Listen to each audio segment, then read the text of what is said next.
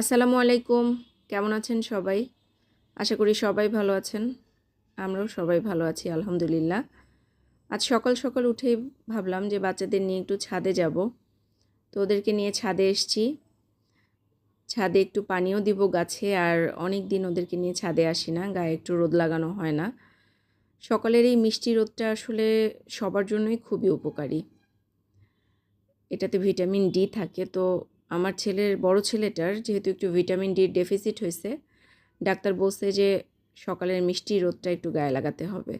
তো স্কুল যখন থাকে তখন তো গায়ে রোদ লাগানো হয় না, তখন স্কুলেই চলে যায়।